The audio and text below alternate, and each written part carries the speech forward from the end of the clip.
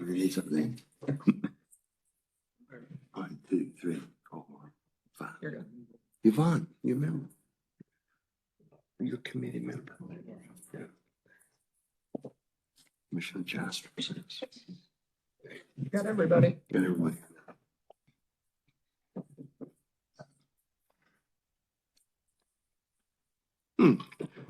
Good afternoon, everyone. We'll call the Water Quality Committee to order.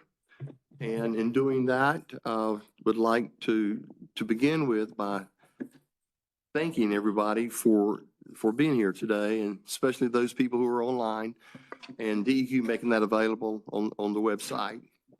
And my name is Steve Keene. I chair the Water Quality Committee. And we have a new member today, Dr. Jaspers, Commissioner Jaspers, Governor's appointee to our committee, which gives us a full committee today, all 7 members. And we're certainly going to miss Miriam Deerhake, Commissioner Deerhake. Been around a long time and done a wonderful job, but we can appreciate you serving in this capacity on the EMC, and especially with the Water Quality Committee. Looking forward to your input. So with that said, I'd like to go again, bring us to order with this notice from the North Carolina General Statute 138A-15. Mandates that at the beginning of any meeting of the board, the chair shall remind all members that their duty to avoid conflicts of interest under this subchapter. The chair also shall inquire as to whether there is any known conflict of interest with respect to any matters coming before the board at this time. Seeing none, we will proceed. We have the draft of the meeting minutes. Kim, I had the same problem you did. Meeting minutes in July 9. So they're before you, and I'd like to entertain a motion that we have those approved, please. I move to approve. Commissioner Baumgartner, motion to approve, seconded by Commissioner Ellison. Any comments? All those in favor, say aye. All those opposed, same sign. Thank you. We have 3 items today, updates. First update is update on PFOA, PFOS, and Gen X monitoring and minimization rules, 15A NCAC 02H.0923 and 15A NCAC 02B.0512. So Division of Water Resources, Director Rogers, and have your staff to present the PowerPoint presentation. That thank you again for putting this out in plenty of time for the public to receive the agenda. And you did that. You did very well, Department. Appreciate that. PowerPoint presentation.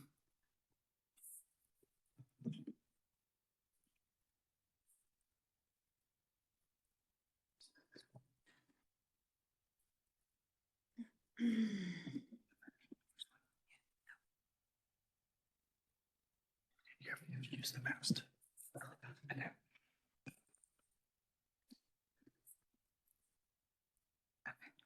Good afternoon. I'm Karen Preston. I'm the MPDS Municipal Unit Supervisor with the Division of Water Resources.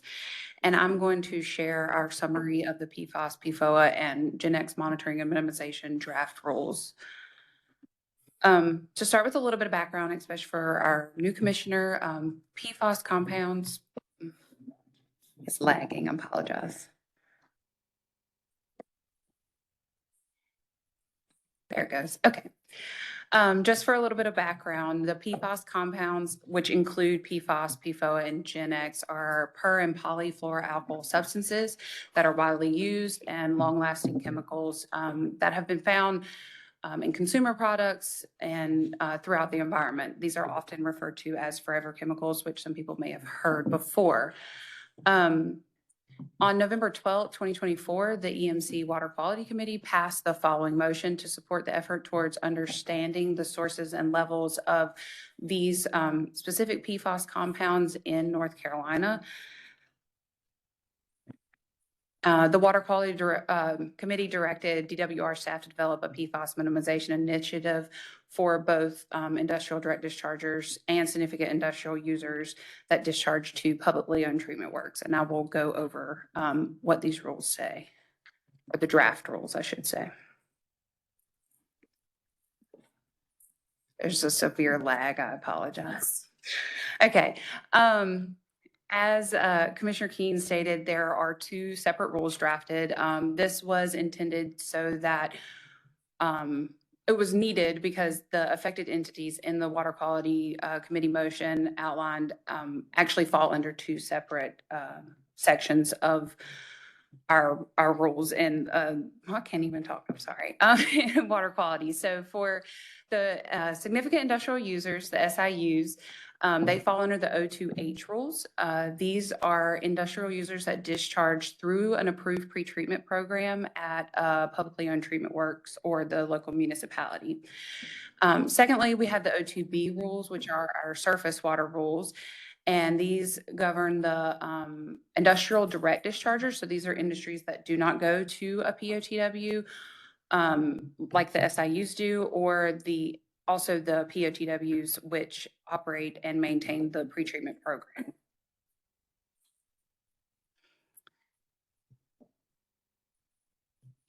It's going.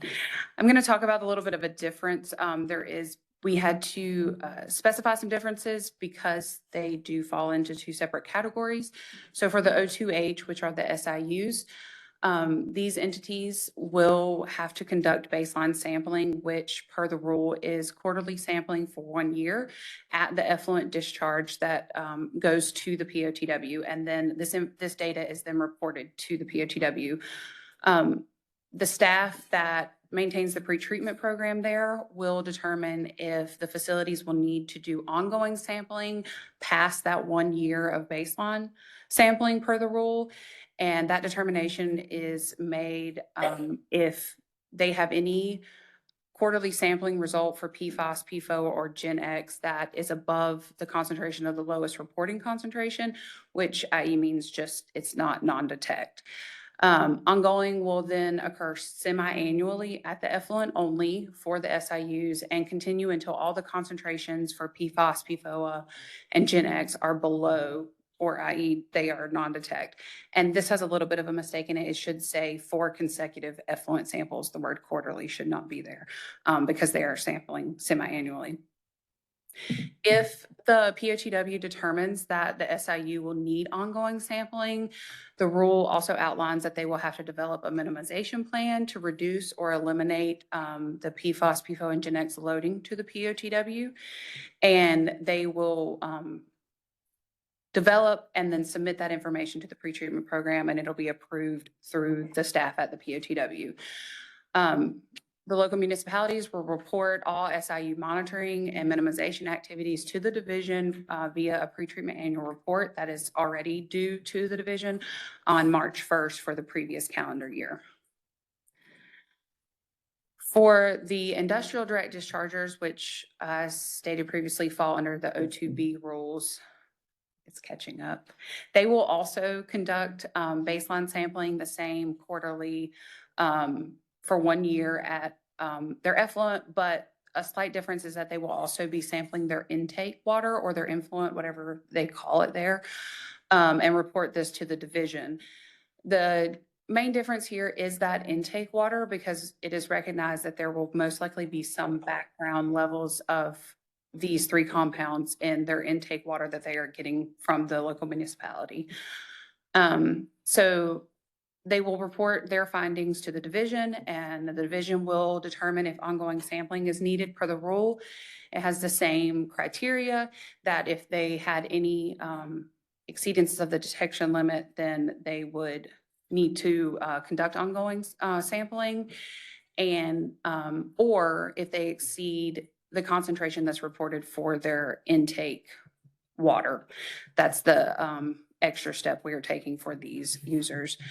Ongoing sampling will still continue semi-annually and continue until they have 4 consecutive samples. If ongoing sampling is needed, they will have to develop a minimization plan, and that will then be reported to the division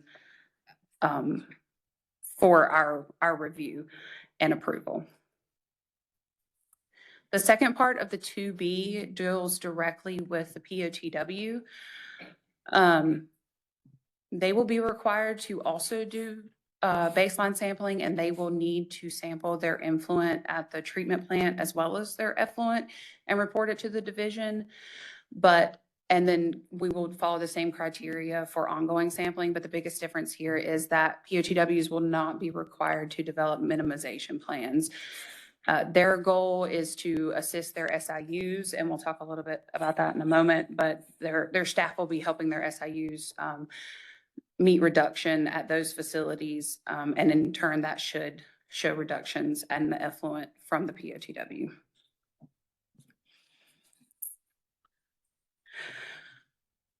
I'm going to go over a couple of slides about the fiscal note that was prepared. As required to accompany the draft rules, a fiscal note was prepared out of the division with comments and discussions with members of the Water Quality Committee and a review from OSBM. And it was submitted to OSBM in June and approved on June 27th, 2025. To develop these cost estimates, we had to first cover the number of anticipated affected entities encapsulated by this rule. And for all the baseline monitoring, we included every facility that is permitted as a significant industrial user, as an industrial direct discharger, and then POTWs with pretreatment programs. That is in the first column there. And then the continued monitoring only, that's separate because the POTWs will not have to do minimization, but we assumed for this cost analysis that all of the POTWs will have to go forward. And then for the continuing monitoring and minimization plans, we were able to pare down the number going forward based off of EPA guidance and SIC codes and other technical documents. So we were able to eliminate some from that ongoing cost. The cost estimates were developed using these numbers, but then of the facilities, but then also the cost of baseline monitoring, which we were able to obtain how much sampling cost and staff time cost to do things like that, along with the development of a minimization plan, and will they need a consultant to do things like that. And then separately, we'll talk a little bit about the implementation of the minimization plan.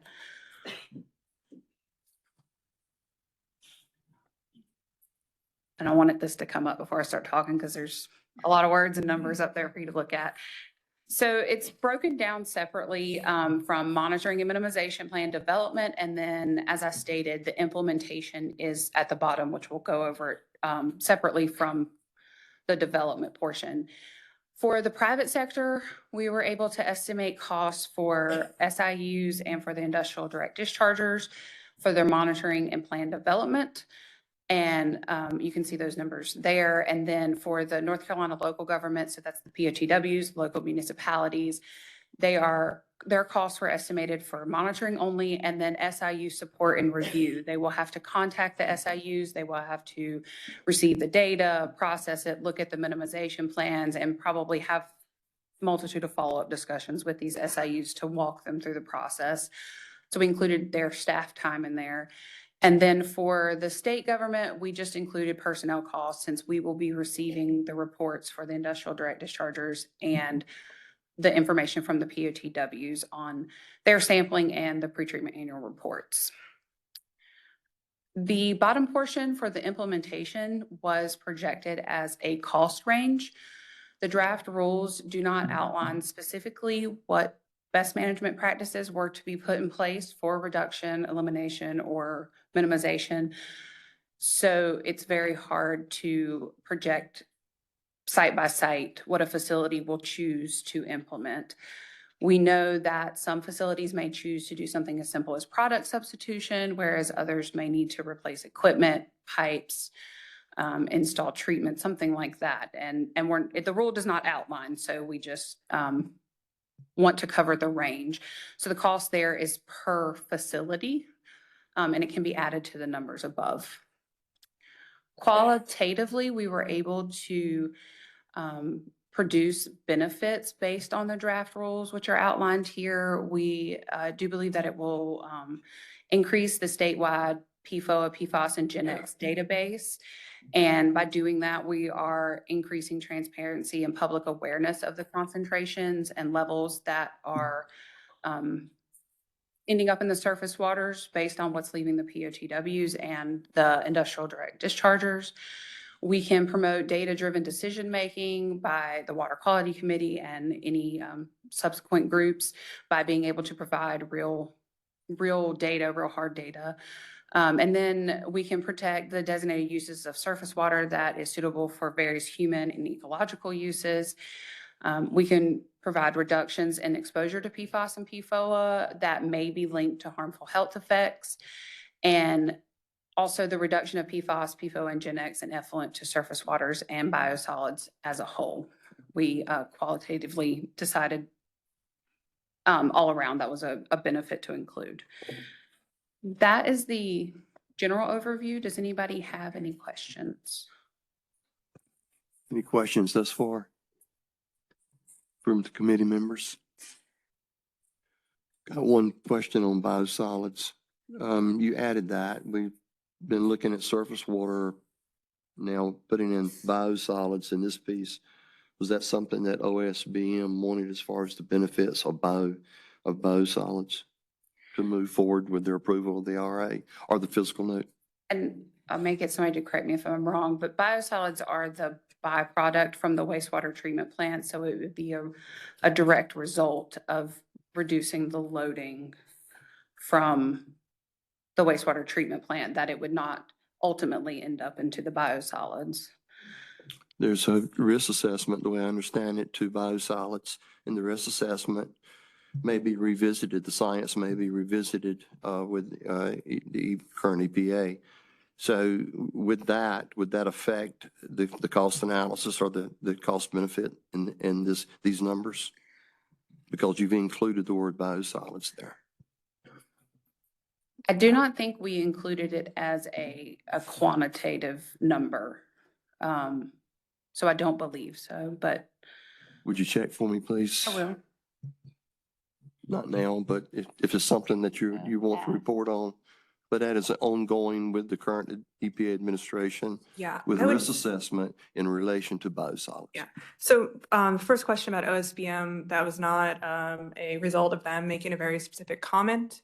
I know in some of our water quality committee meetings, we did talk about the benefits of source reduction upstream, as opposed to allowing PFAS to be dispersed in the environment and then trying to treat it. We know that the only reason why PFAS is in biosolids is because pollutants that come into the wastewater treatment plant that want to partition into those solids will happen.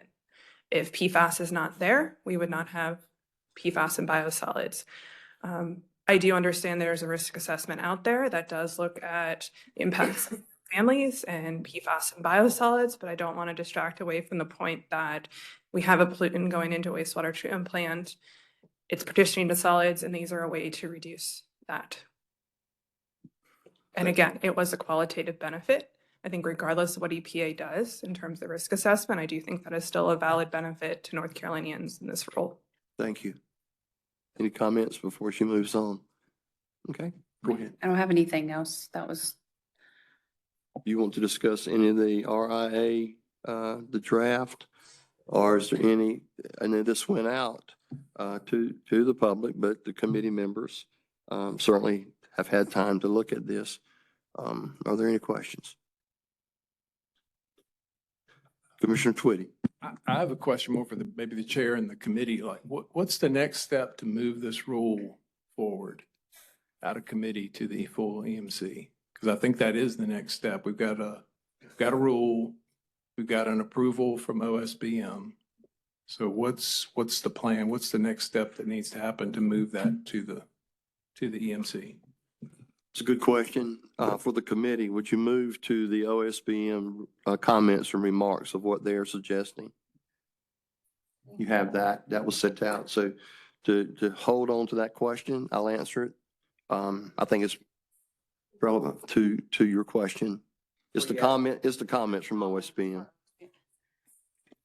We would received the approval letter from OSBM. Right, right. That's what Commissioner Twitty said. Since it has been approved, what are we going to do next? So I think that, letter from OSBM, they gave their opinion of where their standing is, and I'd like to put that up on the board, please. Okay, It's in the.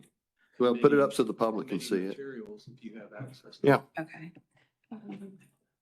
Meeting materials. I know what they're talking about. Yeah, that letter. Thanks for your question. I think we did add it to the. I think it has basis for your question. Yes, sir. Agenda. Not there, I think in the attachments. Yeah, that one. That one, yeah. Bear with us, please. Thank you. I'm sorry for the delay here, but I'd like to get OSBM's comments I don't think that's gonna let us zoom in. for the commissioner and for the committee. Do you know where it is? There's a. Yeah. Let's go to the last, Seems to be a It's ladder a or something, really. but there we go. That's the not. last paragraph, and could you enlarge it, please? This, letter would be from OSBM. That is, You can catch up. I don't know if there's a lag up there. I think that should catch up. Or- Yeah, it's lagging right now. thank you. It's bigger on you. Yeah, Mhm. there's a lag between the computer and the TV right now. There we There you go. go. Okay. Can you make it any larger? Just so committee members can see it. Oh, okay, okay, good, okay. I'm sorry. Is that good? Okay, this two paragraphs, is there, the one above that, I cannot read that. Can you move it to the paragraph up, please?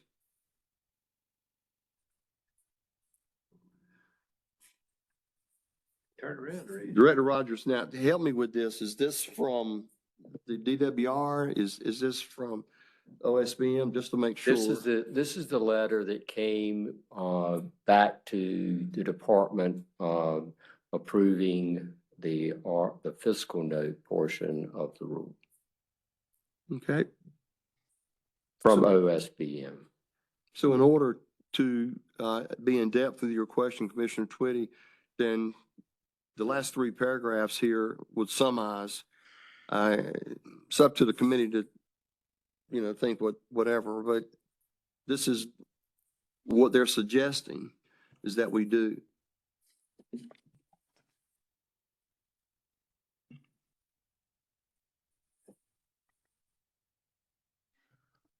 I'm unclear. I don't see a suggestion.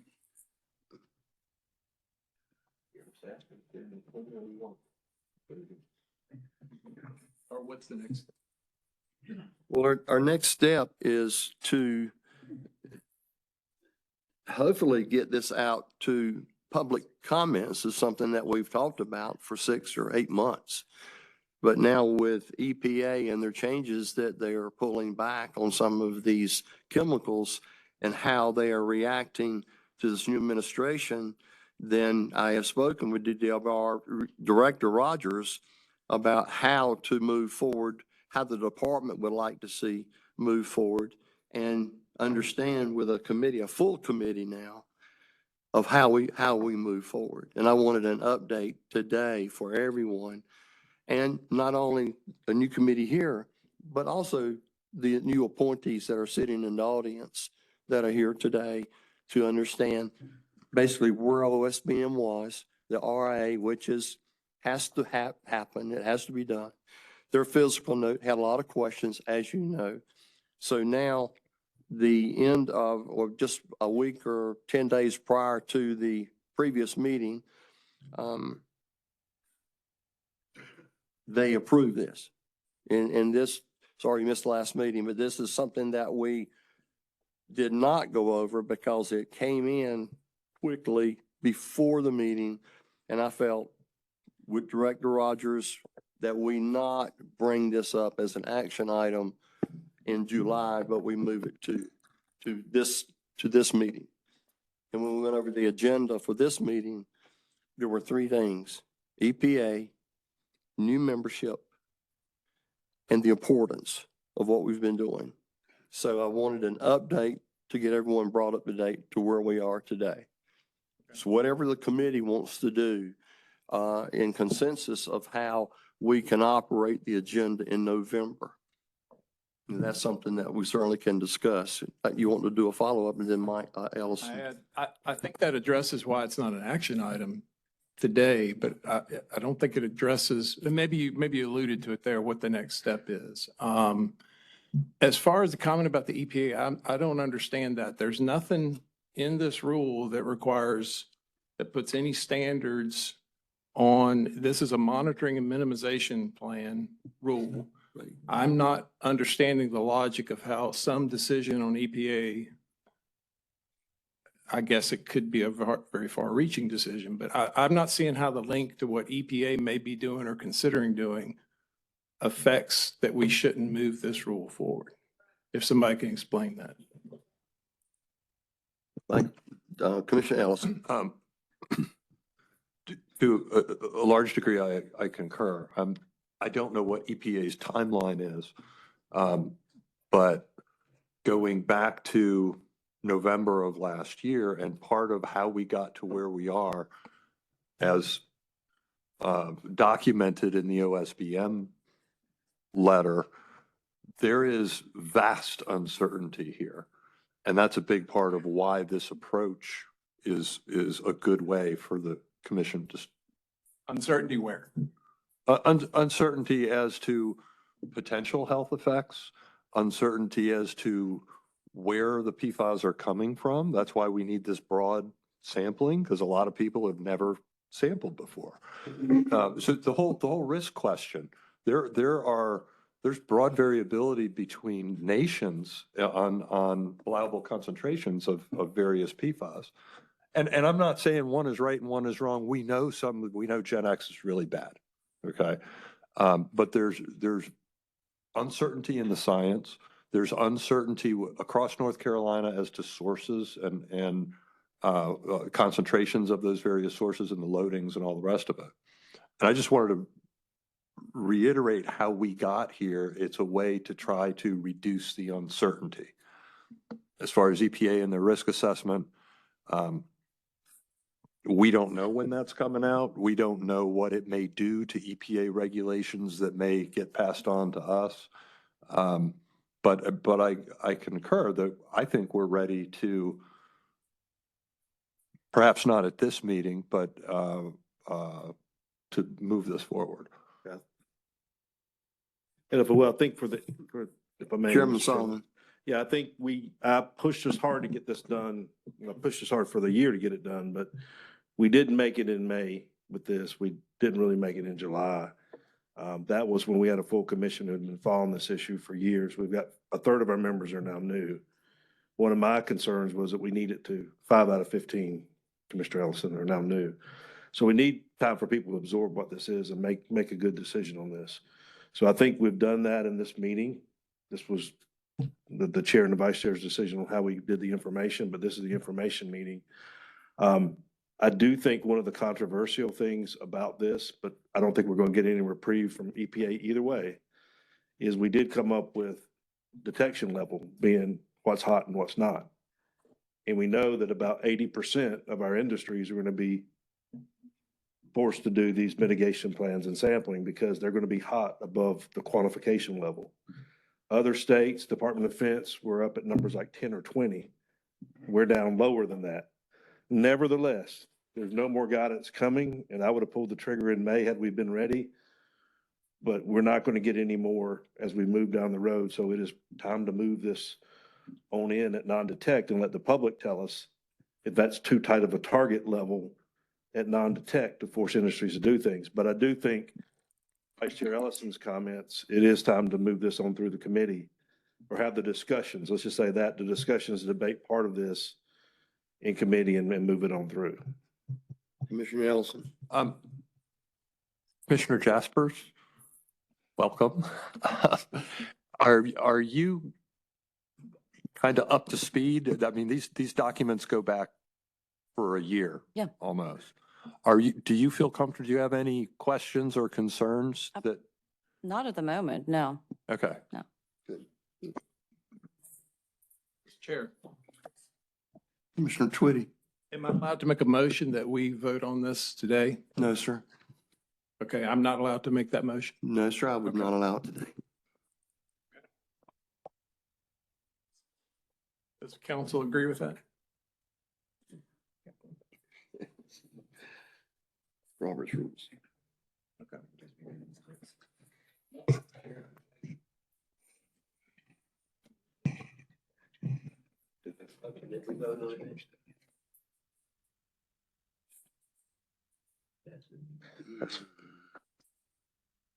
We try to find a mitigate piece here and keep I'm everything in trying, yeah, order. I'm I trying to think, do I that. think the intention is the EMC will not take this up tomorrow. It's not advertised, it's not debated. We don't have enough members.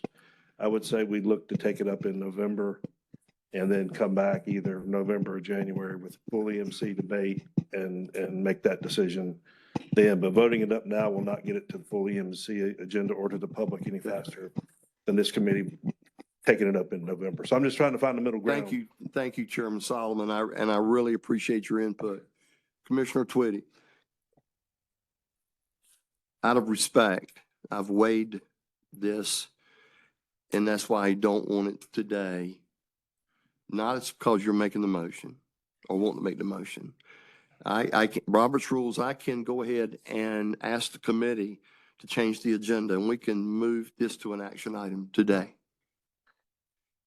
But I know as chair that it will not be taken up at the MC, and my goal all along this year has been to have a very well-defined package to go to the MC.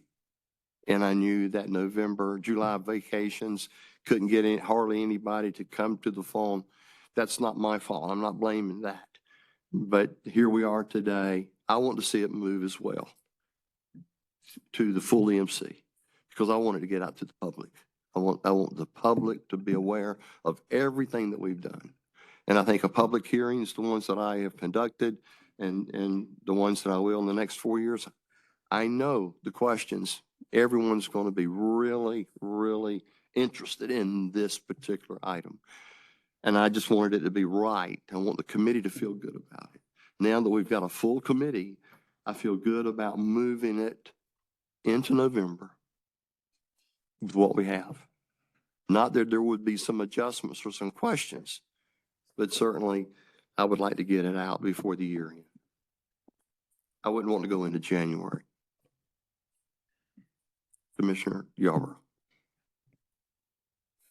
I would like to make a motion that this body of this committee has a vote up or down in the November meeting for this particular subject.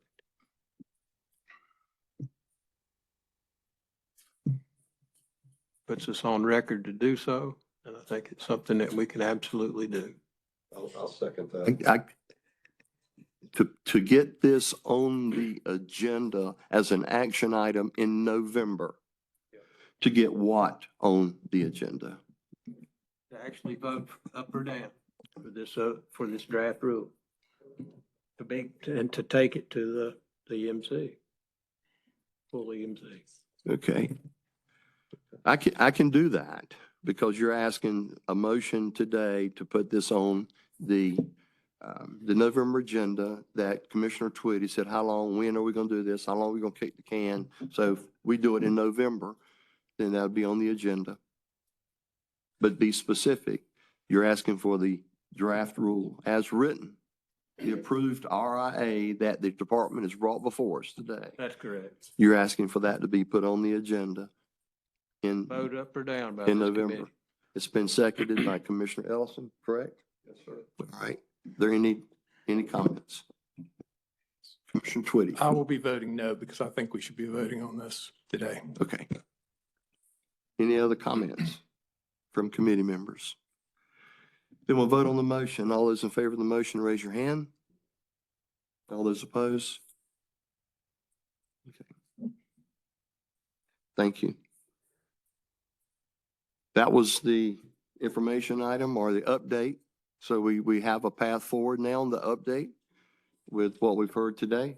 Looking forward to getting together with Director Rogers and making sure that all is right and it'll be put out for the agenda meeting in November. Just say the motion was approved at 42. for the record. Motion was approved, 4-4, 2 against. Thank you.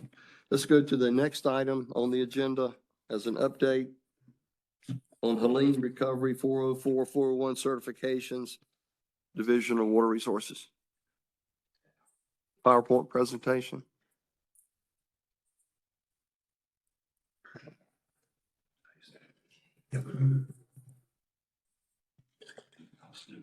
And there is a lag between the TDI. I'll fix that right now.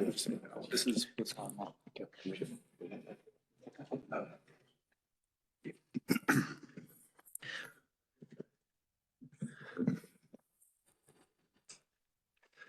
Good afternoon, Chair Kane, Vice Chair Ellison, Water Quality Committee members. My name is Paul Wojcicki.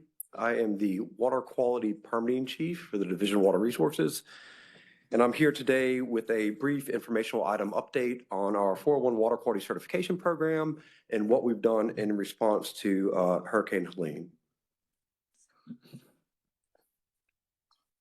So I'd like to start out with just a brief primer on 401 water quality certifications.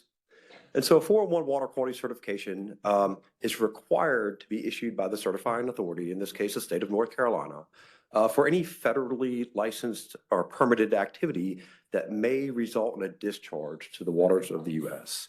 And so this is most commonly associated with federal Section 10 permits or federal 404 permits that are issued by the U.S. Army Corps of Engineers. An important thing to know about 401 water quality certifications is that a 401 water quality certification is only triggered when there is a federal permit or license that is required by the project. The point of a 401 water quality certification is that it's a certification by the state that the project will not degrade the waters of the state or otherwise violate state water quality standards. And this happens for common activities such as. Excuse me, I'm sorry, Paul. Yes, sir. There's, ma'am, Yes, you sir. can stand back against the wall. Yes, ma'am, please. You're a little bit too close. You'd like to see these, these are the Thank you for names of coming. the Thank you for coming, waterways but that you'll were have, protected Disrupt the meeting. when the ma'am. ACP was stopped. Yes, ma'am. okay? Yes, ma'am. But thank you for coming. If you just stand back away from the Oh, I'm commissioners. sorry, excuse me. Thank you. I was having a hard time hearing it being in the back. Yes, ma'am. No, ma'am. Folks, you all are welcome to be here, but you may not disrupt the meeting. Get them out of here. They're going. They're leaving. They're out the door. Protect our water. Protect our water. Water is life. We can't drink methane. We can't drink methane. We can't drink oil. We can't drink oil. Regulate PFAS. Regulate PFAS. Sorry, Paul. We're good. Please continue, Paul. You could have stabbed me like that guy on the bus in Charlotte, man. I didn't even see her standing beside me. Yeah. Hope she'd look at somebody that age and speak. It's getting closer. Thank you. Thank you. Go ahead, Paul, please. Thank you. Yes, sir. So 401 water quality certifications, they're issued for common activities such as any fill in streams or wetlands, things like culvert installations, utility installations, dredging, stream location, stream bank repair. These are the type of projects.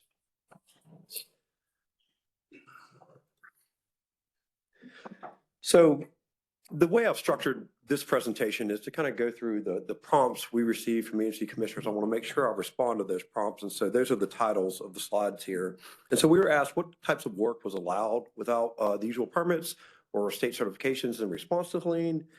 And so we don't have an accounting for the work that was allowed without permits or certifications because there was no application to DWR for this type of work. And why was there no application? And this is because the Corps of Engineers said that there is no federal permit required, no 404 discharge permit required for a good quantity of work that occurred immediately after the Hurricane Helene disaster. And how did the Corps communicate this? What did they say? Well, you can see on the right-hand side of the screen, that's a guidance letter that the Corps put out immediately after Hurricane Helene. And what this guidance letter said is that they would exempt work that was basically putting back the same structures that was there pre-storm. And they indicated that they expected this to cover the majority of repair projects for Hurricane Helene. And so again, going back to the primer here, if there's no federal 404 permit required, we have no 401 certification that's to be issued for the project. And this was a majority of the recovery projects for Hurricane Helene. What we do know anecdotally is that this was a lot of small stream crossing and repair projects, debris removal projects, and stream bank restoration projects that have occurred under this no permit required regime.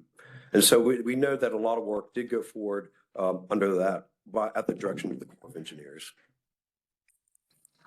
But what about the projects that do require a 404 permit? The projects that do require a 401 certification, what has the division done about those? And so for those projects, we have issued to date 41 certifications for Helene-related repair projects. And these include North Carolina Department of Transportation projects like Interstate 40 repair and CSX's rail rebuilding in the Nollachucky Gorge. And again, these are projects that are not putting back what was there before. These are projects that are larger footprints, different structures than were there before. The Corps engineer says no, they do not qualify for an exemption. They need a 401 water quality certification. They need a 404 permit. And so the average processing time for these types of projects was 25 calendar days.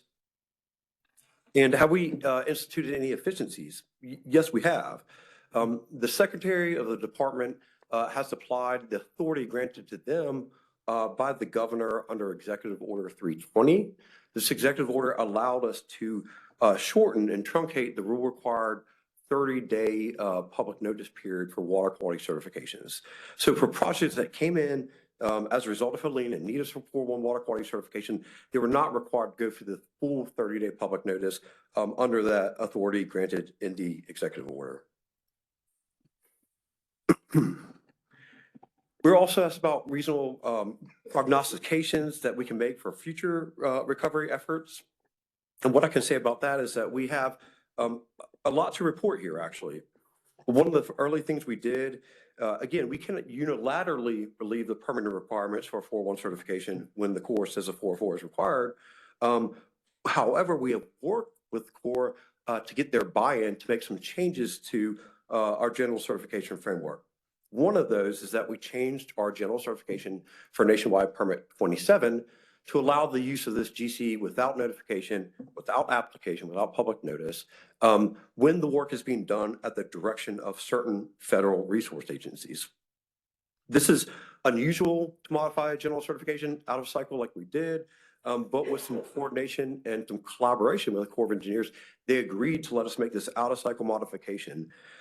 We had identified that some recovery work in Western North Carolina was being done under the direction of these federal resource agencies. In these scenarios, they obtain a nationwide permit 27, but would have to come to DBR and obtain an individual 401 certification. Therefore, we decided to make the changes to the general certification to allow the use of that GC without notification if the work is done at the direction of those federal agencies. This reduces the regulatory burden for the regulated community by providing them this eligibility under the GC. This effort required drafting the general certification, going on to a public notice period, coordinating with our partners at Wildlife Resources to address their concerns, and we have actually signed the GC and put it into place. It's been effective and available for use since July 17th of this year. In addition, we have worked with the Corps to develop a new 404 framework for storm repair projects. And so we requested that the Corps develop a new 404 that DWR could also issue a 401 certification, a general certification for, that would allow us to repair projects under a framework for any storm damage repair for Helene and other storm damage going forward. Once this permitting framework is in place, the GC would relieve applicants from having to obtain individual certifications for these 401, for these storm repair projects, excuse me. So the Corps agreed to the development of this regional general permit. They have to put out their regional general permit first for certify. And the note here says we anticipate them to go to public notice in the coming weeks. I can report an update on that.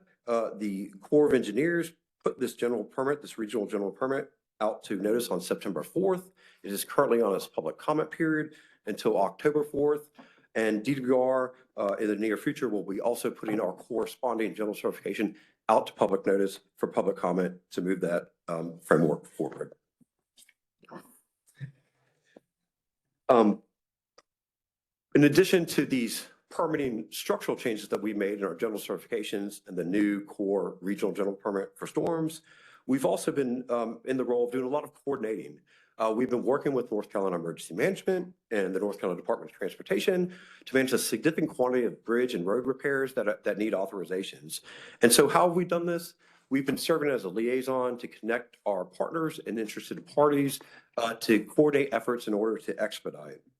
This has looked at planning for where these projects are, identifying which projects are in sensitive watersheds, which projects are not, providing feedback on design elements to keep them out of permitting requirements if possible, and applying staff resources strategically. We've moved around staff resources and taken them off projects or prioritizing Helene repair projects in an effort to address the high quantity of repairs that needed to be done in Western North Carolina. So in sum, a lot of the Helene recovery in North Carolina was exempt at the federal level from the Corps under the 404 framework. In addition, we've implemented processing efficiencies in our own programs, such as shortening the public notice period, and we've shifted around our internal resources to make sure we can meet the demand. Also, we've implemented these structural permitting changes, and we've been coordinating and continue to coordinate very closely with our state and federal partners to make sure that these projects are reviewed efficiently and expeditiously as possible. That's all the information I had to share with you. I'm happy to answer any questions. Commissioner Ellis. Thank you. Do you know when the Corps of Engineers exemption is expected to expire? Yes, sir. Commissioner Ellis, that's a great question. And I know that they have just recently extended. It was slated to expire soon, and they just recently extended it. I'm failing to remember the exact date, but they gave a few month extension. September 8th, from September 8th forward, 180 days. 180 days from September 8th is when the Corps emergency exemptions expire. Okay. Hang on. Okay. So you grant the general certification for projects sponsored by federal agencies. Why not for projects sponsored by other competent people? It's a good question. So this was because we were limited by the framework of the federal authorization. So the nationwide permit 27 set the framework of what types of activity can be authorized. And what we saw it was incongruent. Our general certification was more restrictive than what that federal permitting framework authorized. So we updated our general certification to have the same allowance that the federal permit authorization did. However, we can't go beyond that federal 404 authorization. We cannot expand that. The Corps would have to do that in their permitting framework, and we could certify. So the Corps has, from this exemption that has another 178 days left, right? Yes. That includes nationwide 27 for stream repairs. But you're only granting the general exemption to, or general certification to projects sponsored by federal agencies. Yes, sir. Maybe I can. Or state.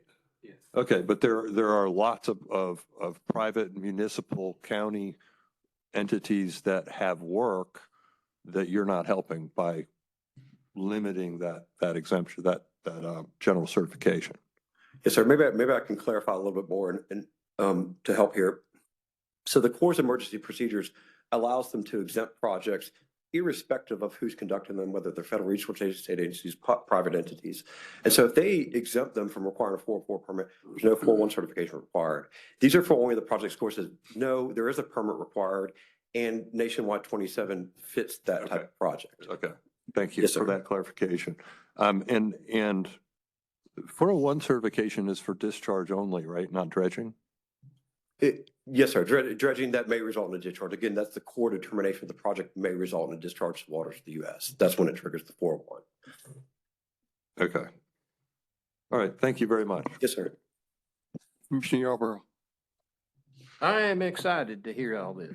It's been waiting decades to be able to do this, so I think I congratulate you for that. Thank you. The 180 days still gives me heartburn, and as we've talked in the past. If it's an emergency, that emergency don't stop. We don't even have funding yet in a year.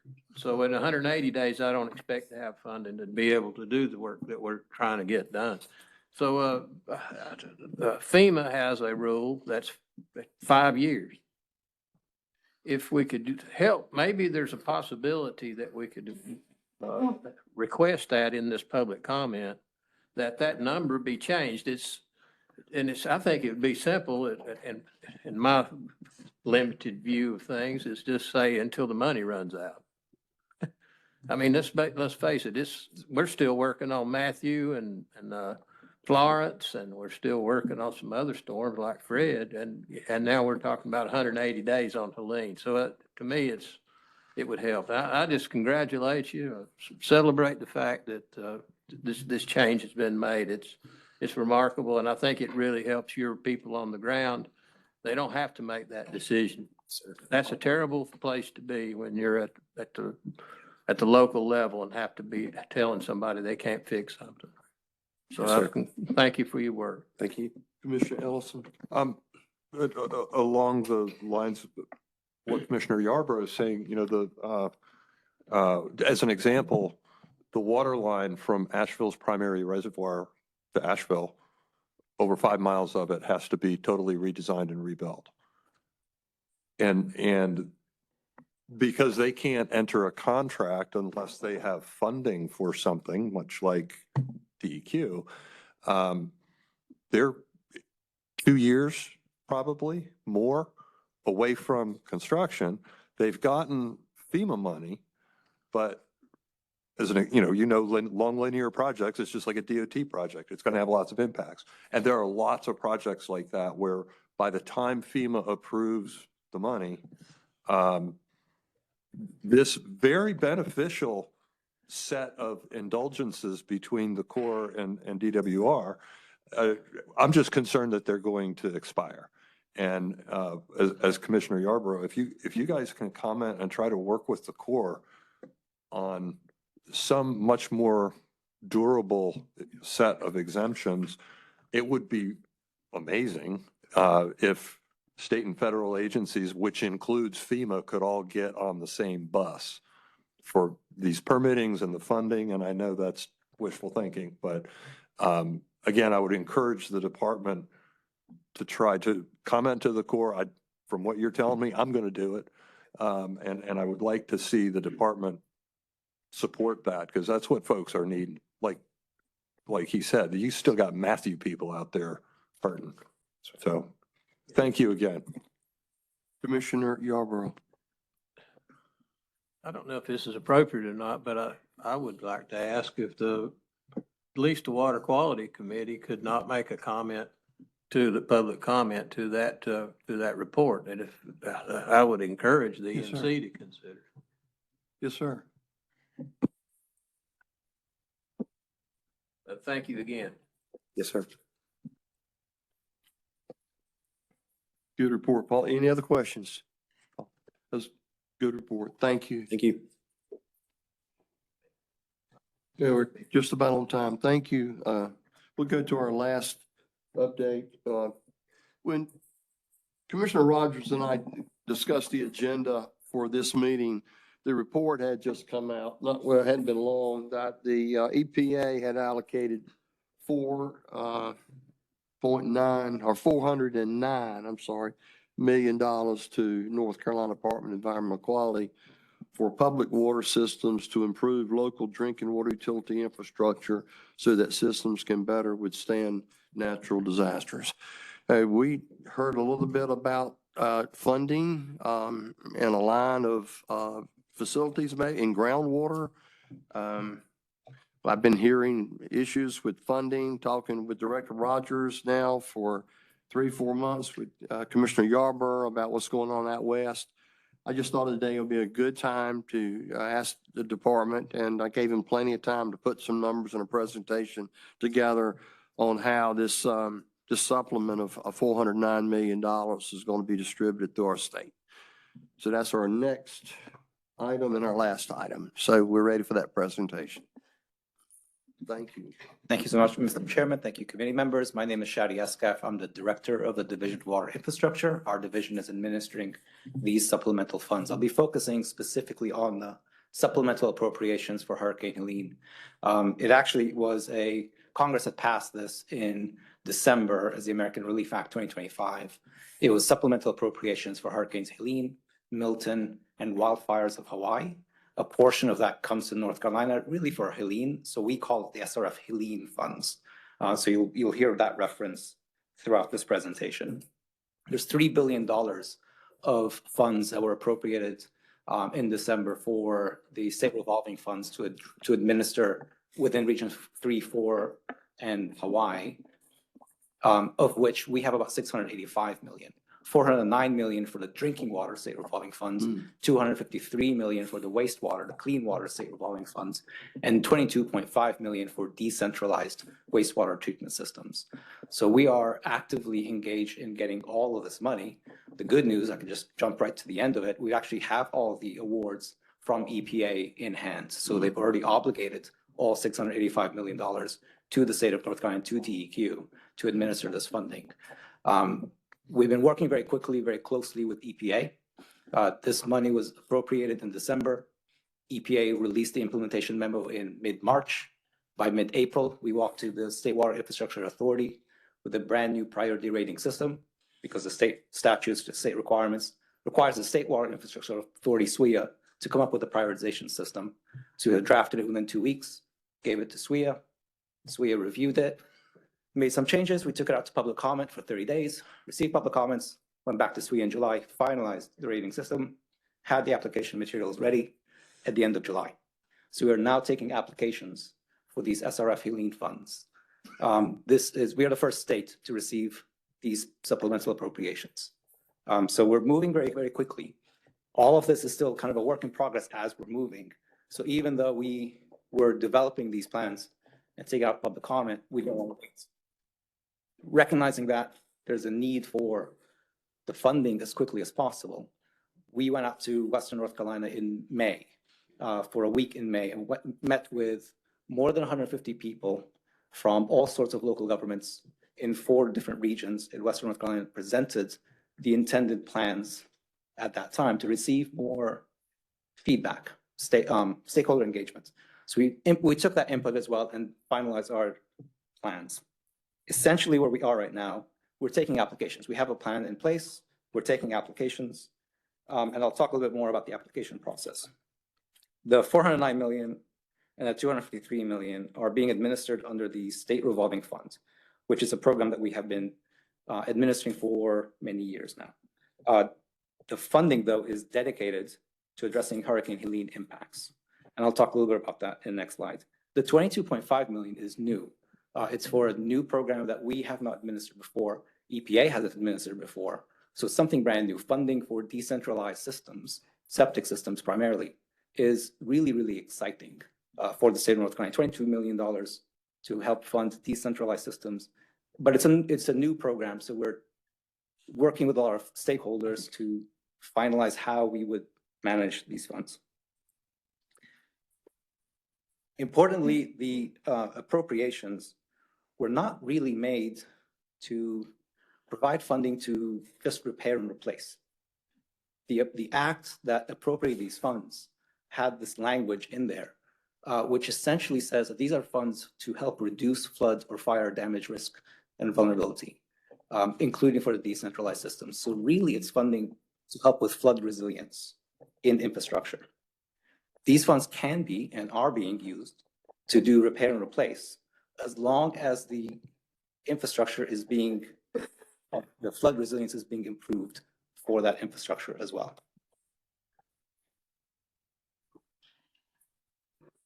When we went in May to local governments, we asked everybody to start submitting wish lists. So even before we had applications, we wanted to get a sense of who's going to apply or who thinks that they may apply and by how much money would they need? What is the funding need for this kind of a program?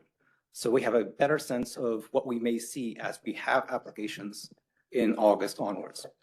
And you can see that on the bar chart here, in purple was what was submitted to us as what we call pre-applications, really their wish lists, compared to what the allotments are for North Carolina. So we had about $1.6 billion worth of pre-applications coming in, even though we have 685 million. So we know these funds are going to be competitive. They're not going to fund all of the needs in Western North Carolina. So because of that, we've developed some criteria, and I'll mention about how we're trying to spread the money, try to go very quickly, but give everybody enough time to submit applications and try to spread the funds among as many local governments as possible. It's a little bit of a challenge trying to do that, but we had developed it based off of the input that we received from these pre-applications. The eligible entities to apply for the SRF Helene funds, for the drinking water and wastewater funds are local government units, nonprofit utilities, and investor-owned drinking water utilities. The ones that are regulated by the Utilities Commission. On the Clean Water SRF Helene decentralized funds, local governments and nonprofits are eligible to apply, as well as CDFIs and nonprofit organizations that finance homeowners for decentralized wastewater treatment system repairs, which is a new entity that we are working with for the first time. The funds, they're coming through the state revolving funds. The drinking water SRF and the clean water SRF, it's a low interest loan program. So these funds are going to be provided as loans, low interest loans. We took the decision, DEQ, to offer those as zero interest loans, as low as we can go. And they're typically 20-year loans, but they can go for longer. In addition, a portion of the loan is going to be forgiven, principal forgiveness. So we loan out the funds, we immediately forgive that portion, which looks like a grant to the system. The principal forgiveness is going to be determined based on multiple criteria, based on the affordability, based on the economic constraints of the receiving system, and on system size. So we're trying to provide more principal forgiveness for smaller systems, for systems that are in economically distressed communities that are not able to afford a 0% loan. Every local government, every applicant receiving funding will have at least 30% of their loan forgiven. There's also 50% and a 75% threshold. Commissioner Solomon. Question over here. Shadi, when I was on SWIA, we had that debate a lot. What I call the origination fees, which used to be 3%. Are they waived here for the 0% loans, or are you still charging 3% from the state to administer it?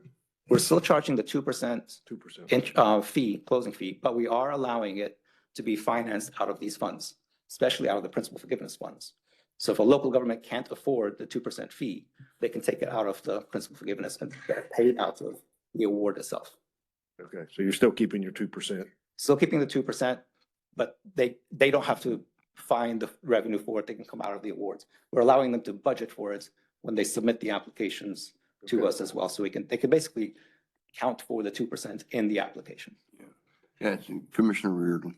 Yeah, I just have one question. In most of these floods and these kind of disasters, agriculture is really blamed, in fact, when it's not the guilty party. But these local wastewater treatment plants that are located in the floodplain continually are inundated with floodwaters. Or is local county wastewater treatment plants available, these funds made available to them to help put mitigation strategies in to reduce the inundation during flooding events? Is that? So the funds will only be used for drinking water system, public water systems, and publicly owned treatment works. But how about wastewater treatment plants? Yes. Can they have access to these funds?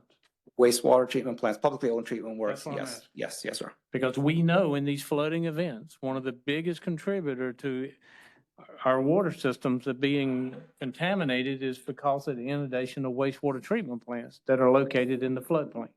I'm hoping that there's an initiative here to help identify and put mitigations and measures in place to help eliminate some of that inundation during these flooding events. Yes, sir. That's what we're doing with the drinking water and the wastewater systems. We're talking about moving infrastructure outside of the floodplain if possible, or fortifying it so they can ensure continuing operations during flood events. As you know, agriculture is routinely blamed for this, when in fact, the largest contributor is wastewater treatment plants with their inundation issues. So I'm glad to see that they're available to these funds. I hope it's an initiative of the department to help. Commissioner Yarborough. Are these funds available now even, or is it, or that have the caveat that unless there's federal funds, it has to be spent first before the state can put that in there? Is that caveat in? There's a bunch of that type of money that has that caveat, and it's tough. So these funds are available now. We are talking a lot with all the other federal agencies as well to try to coordinate our funding. So these funds are available. We're taking applications now, and I have a slide that shows what the timelines are for applications and then funding awards by SWIA. But they are available, so we're asking for all the applications now, and we'll be able to move forward with the projects. Recognizing that a lot of those applicants are trying to get FEMA funding or other sources of funding for essentially the same projects, but there may be some differences. FEMA may pay for some things, just repairs as is, but not add in the infrastructure resilience component. Our funds can supplement with that. In some situations, we will have almost the same project, but FEMA may not have already committed their funds to the applicant. We may commit our funds sooner, and then we'll be working with the applicant and with FEMA and the other agencies to make sure that we're coordinating and there's no duplication of funding. So if I get, what you're saying is you don't have to wait to see what the feds are going to spend. We're not going to wait. You can go ahead and do it. Yes. Tell your other state agency to do the same thing. Commissioner Ellison. He's going to get to it when he has his timelines. Okay, thank you. I just want to Okay, say, Commissioner Saab. yeah, Chairman it's Saab. back to Shaddy's slide a couple slides ago, just for Commissioner Reardon, which I'm empathetic to, but you can see how much the needs outpace the money. And I can just tell you a moderate sized wastewater plant in South Carolina, just to get the electrical equipment up 5 feet, from flooding, coastal flooding, it added about 18% to the project. So and that's not moving the plant, that's not moving the clarifiers, that's just raising electrical equipment and access, because in the flood, they've got to be able to get in there and have roads in there. It's amazing, once you build a plant in a floodplain, how hard it is to get it out, completely out, because it's just expensive and there's not enough money to go around to do it. But one thought on the money, if I can, and we'll move on. Just a thought is that the dollars coming in, so you're going to have a 2% fee. That's going to take care of, I guess, the management piece. And that's included in the dollars that will come. So the dollars that come in, is there a possibility then of interacting PFAS and PFOS with anything that we come up with in the very near future? If we do anything at all, don't know. It's up to the committee and up to the EMC. But can monies be tied in to those POTWs or the SIUs in the western part of the state that's been affected, that's going to be expensive to bring it to compliance with the standards? So are some dollars here available for that as well? So we have funding that we're also administering with the Infrastructure Investment and Jobs Act that's specifically for emerging contaminants. There's not a lot of on the wastewater side, but we do still have some drinking water funding. And we are taking applications. We're in the 4th year of 5 years of those appropriations. So there's not a lot of time left for those funding awards. Fiscal year 26 is the last year of the federal appropriations for the emerging contaminants funding. The state revolving funds, our regular funding programs, is always available. That is always an eligible project. So we will always have the SRF funding available, but it's not dedicated specifically to just PFAS. PFAS definitely scores high in the rating systems. We've been funding a lot of projects to address PFAS already. But it's amongst all the other types of projects that could be used. For this funding is specifically to address flood resiliency and infrastructure in Helene impacted communities. Right, right. It doesn't necessarily mean that 100% of every single dollar is going towards resiliency. It could go to a bigger project as long as resiliency is a big component of that project. Right, right. We just recognize that there's an opportunity and mentioned biosolids, mentioned agriculture. If there's a opportunity to tie in, checking off a box to get those funds for that need, it's just going to be expensive. It's- And we're trying to work every penny, I would hope, that we've got to spend it wisely and for those people the most in need. It's a possibility, and we would work with potential applicants on all the different funding options that we've got. I would recommend the IJA funds first for that purpose. These funds, you'll see on the slide soon, that we're hoping to have all of this obligated or awarded by April of 26. That's quick. On the Clean Water SRF decentralized funds, these are all 100% principal forgiveness. So there's no loan, it's a loan, but we're forgiving it immediately. So there's no worry about getting loan repayments to address decentralized wastewater systems.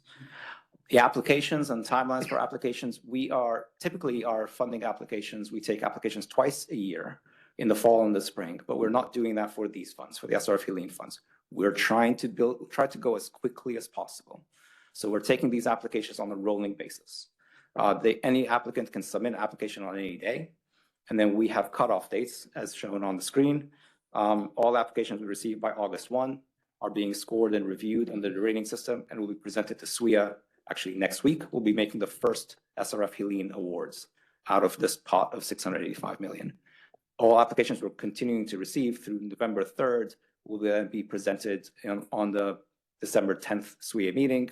And then we have 2 more meetings after that. April 15th and 16th, 2026 is when we hope to award the rest of the funds. So we have about 4 funding rounds, starting with next week. The applications will be scored according to the rating systems that SWIA had presented or had drafted, gone out to public comment and finalized in July. We've actually received quite a few applications. So even though the applications were first available the last week of July, and the deadline, the first cutoff date was August 1st. It only gave applicants about 5 days. We received 16 applications from 11 applicants. So those are being considered by SWIA in the next meeting. So I mentioned before that we're trying to both try to send this money out or obligate or award these funds as quickly as possible, but also give enough time for applicants to provide their applications and to spread the money amongst as many systems as possible. So initially, what we're doing is we're going to be limiting the funding for wastewater projects to $5 million per applicant until April, and $10 million per applicant for water projects until April. At that point in April, after we've gone through 4 rounds of new applications and awards, we will then take a look at what we have remaining, and all of the applications we received since August 1, we will reconsider for any additional funds. So if they're partially funded, we may be able to provide the rest of the funds and then fully obligate the $685 million amongst all applications we receive until April. So that's our way of trying to give everybody time, but also submit your application for what you want, and then hopefully by April we can fund as much of that as possible. We have a couple other reserves that we're trying to manage. So we're reserving almost a third, 30% of the drinking water and wastewater funds for small systems until April. At that point, the reserve is gone and then just everybody is eligible. We're also reserving about half of the decentralized funding for specifically to actually repair and replace decentralized systems only, not to have connections to sewer systems, which is eligible for the decentralized funds as well. And again, we have to make sure that there's no duplication of funding. So we are already meeting with, there's about a quarterly meeting of all the funding agencies that have Helene funding.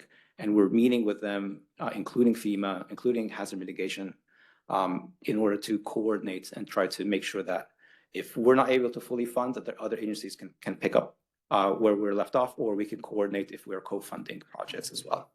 Commissioner Ellison.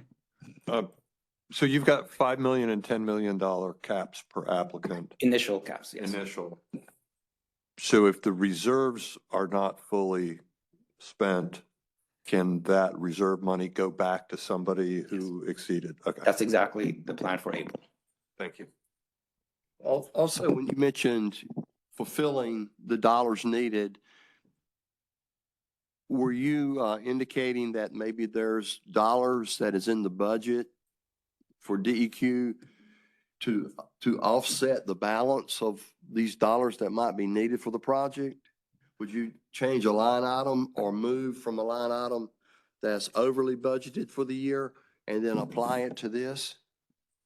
These funds are coming from the capitalization grants we're getting from EPA. So there is no other funding that we're bringing in with this funding. This is all just the 685 million coming from EPA to us that we're splitting amongst all the applicants. Right, it's a supplement. I got that, but is DEQ taking funds from other funds, lines to help finish the product? Oh. If that project, if that 5 or 10 million, I was asking if there's just any dollars, you're setting aside 30% in some cases.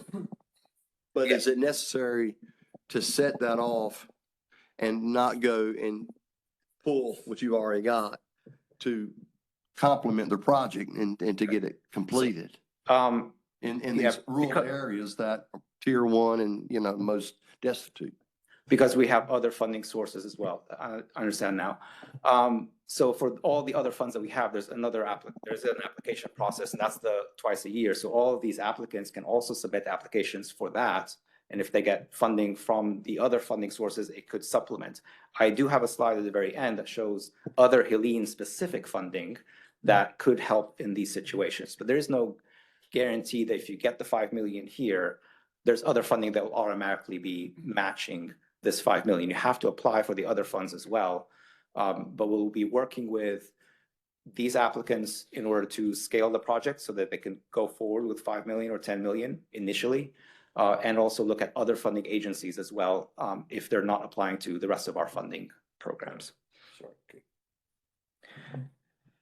We are working with a lot of local governments. We recognize a lot of them are small local governments, so just applying for funding, it's hard for them to have the time to be able to sit down and apply for funding. But there are a lot of organizations that are available, that are working with the local governments in Western North Carolina, that we are tied, we're working with them as well. The Councils of Governments, the School of Government, Environmental Finance Center, Associated County Commissioners, League of Municipalities, CERCAP, Rural Water Association. Those are organizations that are out there that are helping the local governments think through their funding situations and submit applications as well. We have our own staff also out in Western North Carolina working directly with the town managers, with the mayors on looking at the funding options and looking at what they could, where they should apply. EPA has their own resources as well, and there's an EPA portal that applicants can submit requests for help to submit applications. But we try to provide as much support as possible. And again, we have boots on the ground in those communities to help them navigate the funding.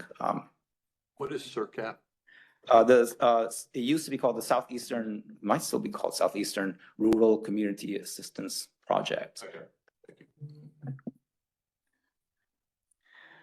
So I've been focusing on the SRF Helene funds, which is the 685 million, which again is 409 million drinking water, I think it's 285 wastewater and 22 million for decentralized. But we had other funding that was Helene focused. So back in October 2024, so within a few weeks of the hurricane, Session Law 2024-53 created a bridge loan program. And I think I presented that to the commission, the EMC. So we had a bridge loan program that we've been using since October, and that's state funds that would go towards Helene repairs, recovery. That was short-term, 0% loans. And we've fully obligated the funds that we have available. So it was $100 million. Later Session Law reduced that to 75 million, and those funds have been fully obligated. But we have 26 local governments that have emergency bridge loans with us. Not all of them have used the funds. They've obligated to them, but they can access those funds. So in the situation where they may get 5 million, and 5 million might not be enough, and they have a bridge loan, they can use the bridge loan to supplement the project as well. And then on the right-hand side, we also have, based on Session Law 2025-26, Section 3.6, a mandate from legislature for SWIA to prioritize in this fiscal year, any state grants that SWIA provides needs to be prioritized for Hurricane Helene damage repair recovery in specific Western North Carolina counties. So we have about $30 million available in the fall 2025 funding round. So we're in the middle of that application rounds. Applicants in Western North Carolina can apply for funding. They'll be considered for our regular state revolving funds as well as these grants. If they qualify for the grants, they can get up to $3 million of grant funds in February, in February SWIA meeting. So that could also be in addition to the SRF Helene funds. And you follow up with the local municipalities, the government agencies with letters or emails, letting them know that Yes. they are in this catchment. I mean, they're Yes. aware of what we're hearing. Yes, in these munis- they are, and we are also having a webinar, I think, next week, where we'll be talking more broadly about all of the funding that we have for Hurricane Helene, just as a reminder, and take questions as well. I think those are my slides. Happy to take any more questions. Oh, that was a good presentation. That was a very good presentation. Any comment, questions? Commissioner Ellison? Just a quick thank you when between the time you receive the application and the time the applicant knows they're getting an award, that's huge. And you're turning them around quick, and that's great. Thank you.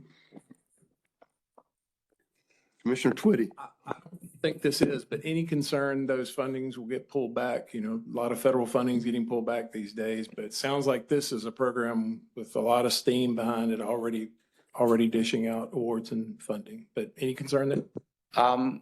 We haven't heard anything about any kind of a rescission of these funds. The funds were awarded by EPA in the past month or so to us. So we just received those grant awards. They are conditional, and we'll work on the conditions part. But I haven't seen anything that rescinds any portion of that. We're good. Just Commissioner Solomon? No, I was just Chairman going to say, Solomon, I'm sorry. Shaddy, I mean, for the rest of the commission, having served here and worked with them since the inception,